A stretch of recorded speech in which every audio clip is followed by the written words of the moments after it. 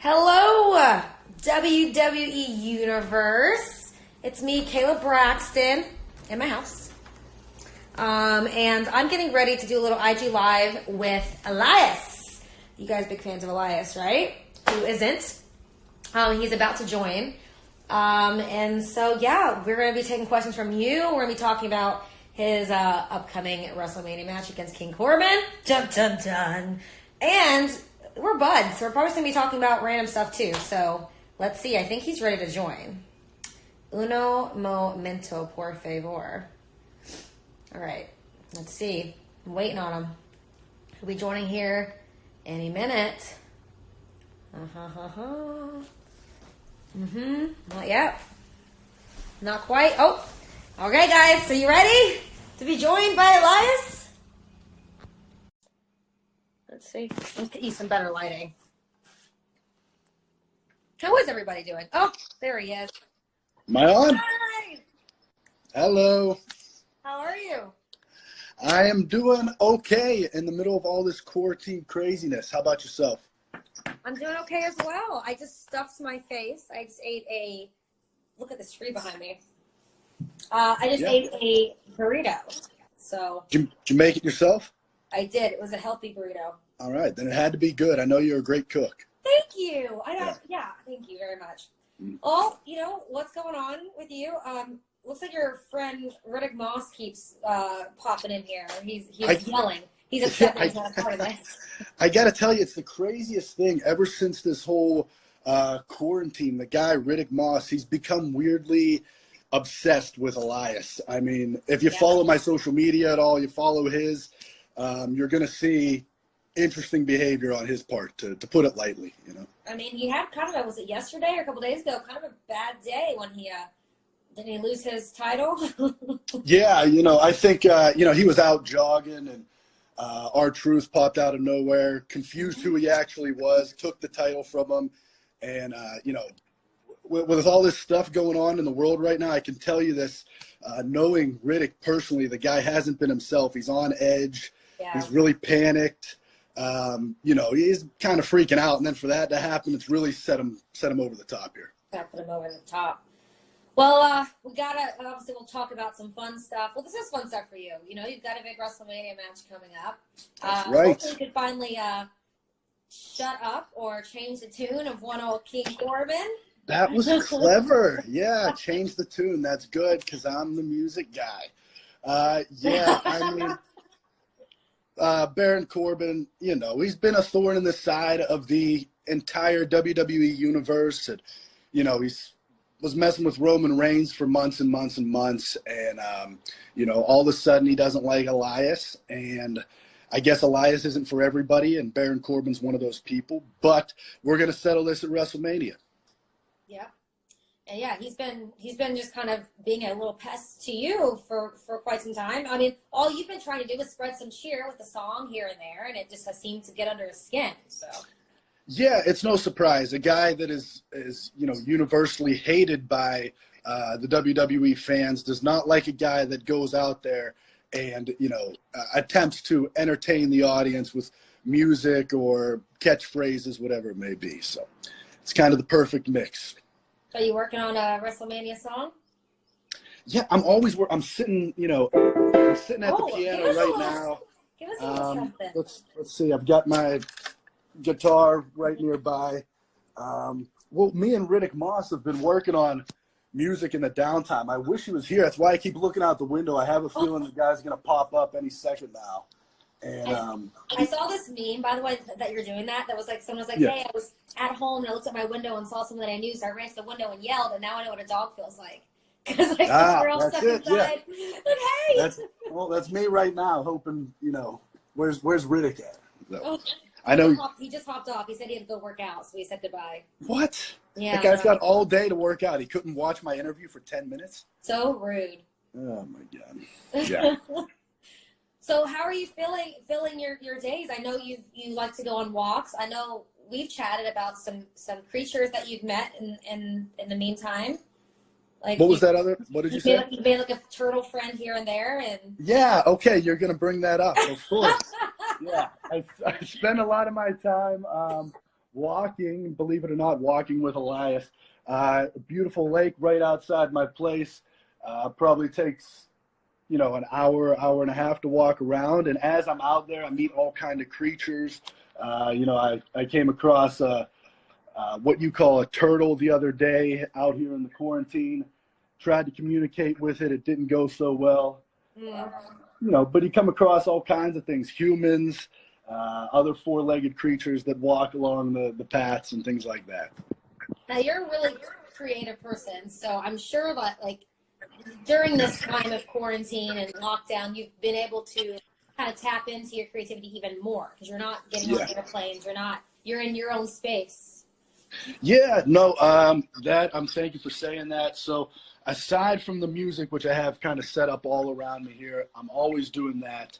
I've got my art room over there with my paintings, and I love to make, if you follow my Instagram or anything like that, you'll see I'll post landscapes. But most importantly, my creativity has been put towards TikTok as of late.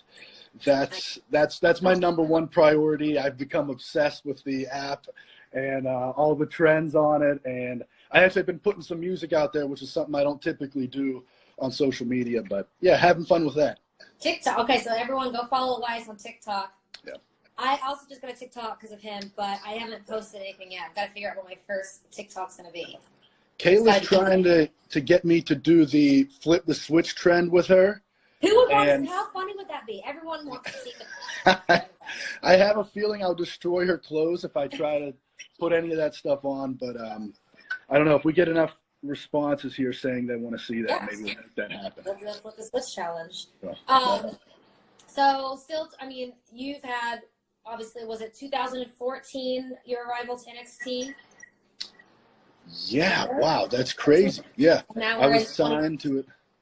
Yeah, 6 years have gone by, and a lot has happened for you. You and I did some NXT stuff together for a couple of those years. I got to interview in the ring while you would, or I would hold the mic. I was your mic stand, is what I was. Yeah, I don't think people even really got to see that, but that was a fun period in Elias's lifespan here in WWE where I would yell at you to come over and hold the microphone for me so I could sing my song, and then I would yell at you some more if the crowd was upset with me or something like that. So, yeah, that was a good time. I did that up until, so many cool memories and big venues and moments in WWE so far. And now here we are 6 years later, WrestleMania 2020, Elias against Baron Corbin.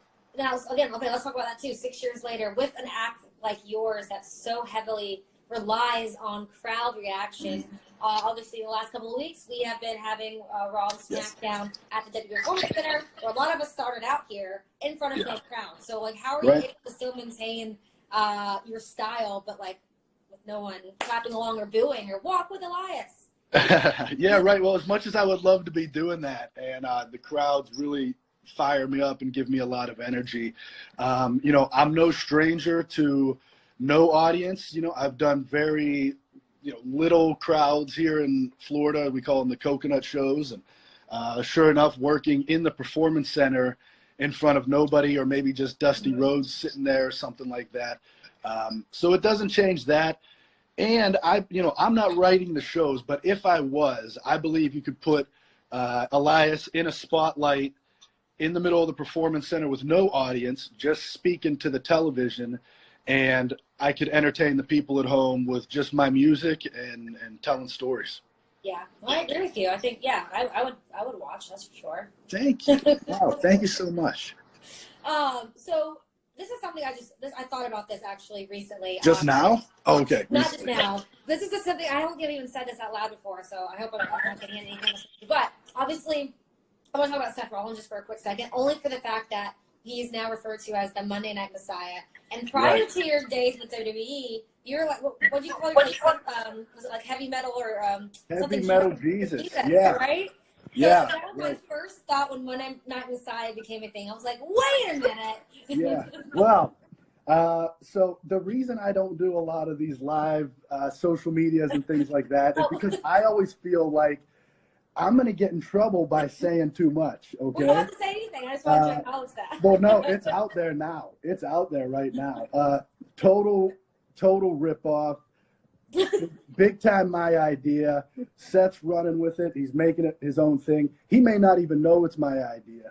But yeah, I mean, you know, a lot of that stuff is, you know, and if you follow Elias closely, you will see a lot of those seeds to being the kind of Messiah character were based in Elias, you know, walking with Elias. And I would throw Bible verses in here and there in my promos before I sang songs and whatnot. So, yeah, it's a bit of a sensitive subject when I got to see Seth Rollins doing that every week. But it's okay. Elias will come out on top sooner than later.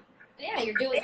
Yeah, listen. There was a whole. What was it? The Symphony of Destruction match that happened. I felt like it was just made for you. So I mean. Yeah, I know. You know, that's the thing here now. You know, like Undertaker has casket matches, and there's all these special things. And now Elias has his own match, the Symphony of Destruction, and me and Braun wrestled Cesaro and Shinsuke, and what a fun match that was. It was so fun for the fans, and you know, it's like interactive with playing instruments in the middle of getting beat up or beating somebody up.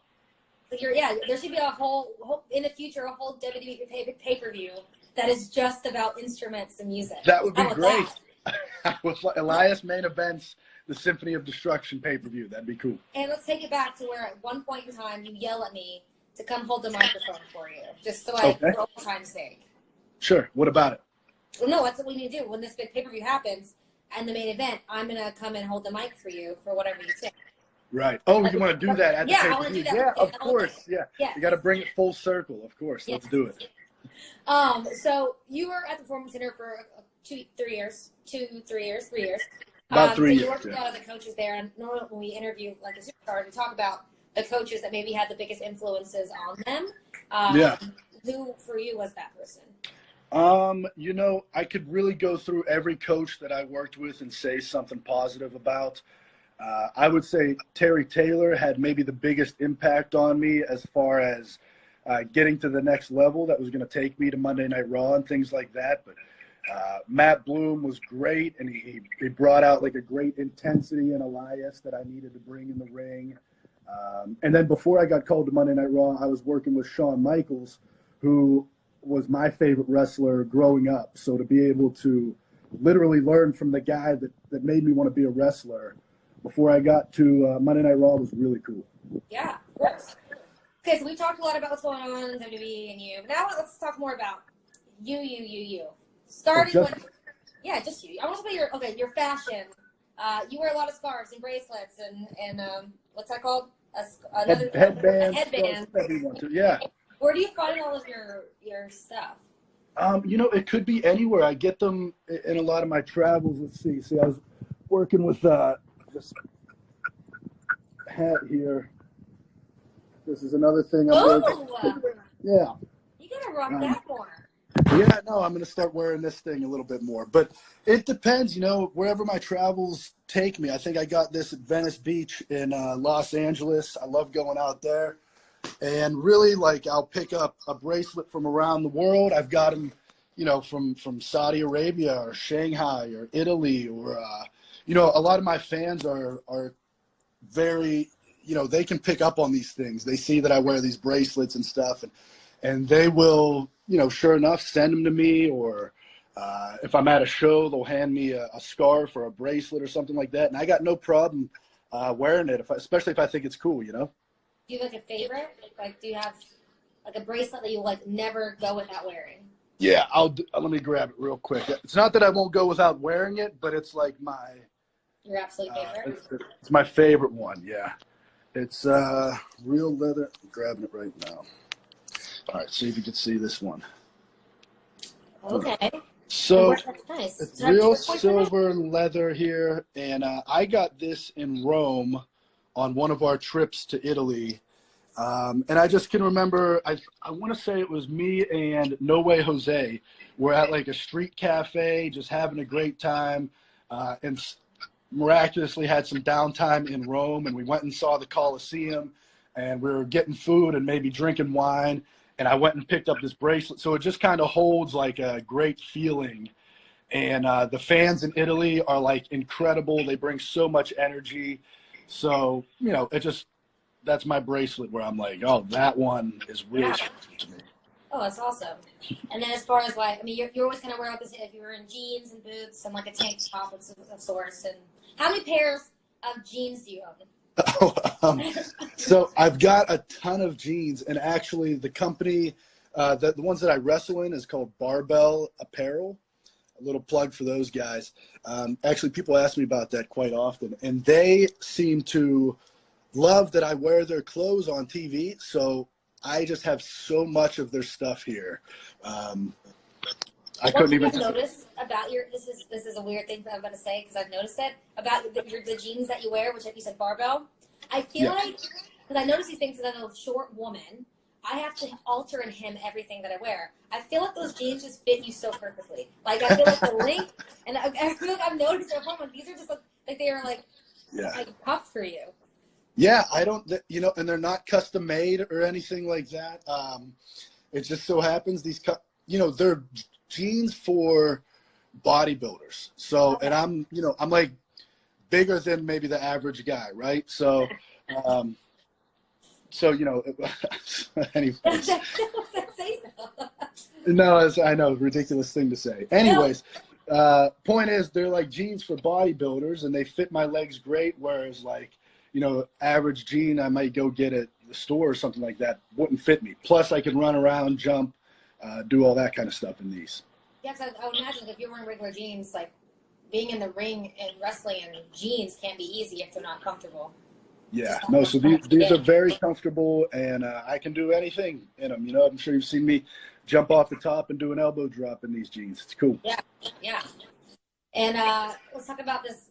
See, these are people are going to hear this side of Elias. The gorgeous mane that flows from your scalp. Oh, just let this down right now. What about it? Do you have like a hair regimen, or you just wash it and throw it up, or like what's the? That's it. I take such little care of my hair when I really should be doing so much more. That's it. I wash it, condition it, get out of the shower, you know, try to comb through it, but not always. You can see might get stuck in it here and there, and then throw it up in a ponytail or something like that, and off to the next thing.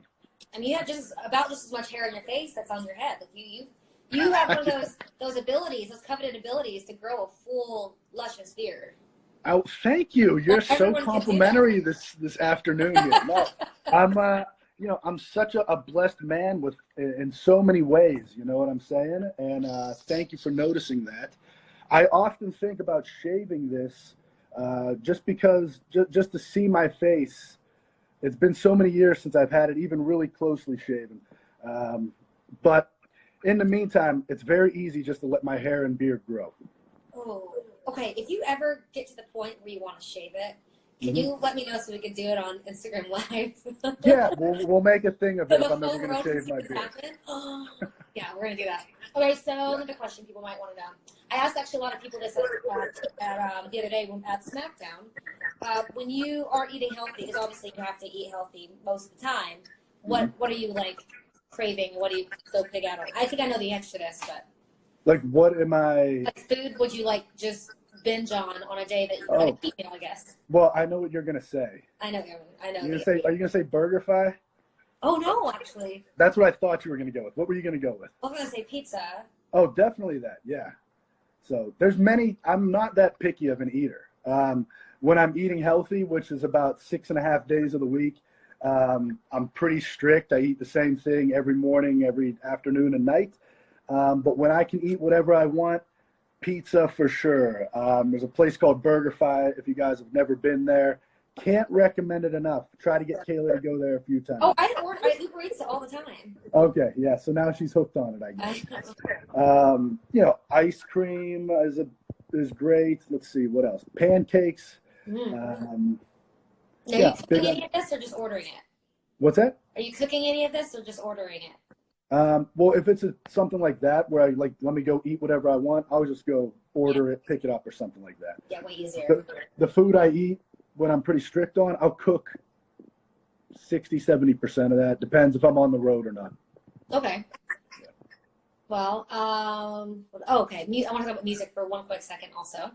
Yeah. You sing, you play guitar, you play piano. Do you have like a like when you're just like by yourself and jamming out, like where do you go? Like what kind of music are you singing? Are you singing at all? Or are you just like keyboard? Yeah, it's, but I don't have like a go-to.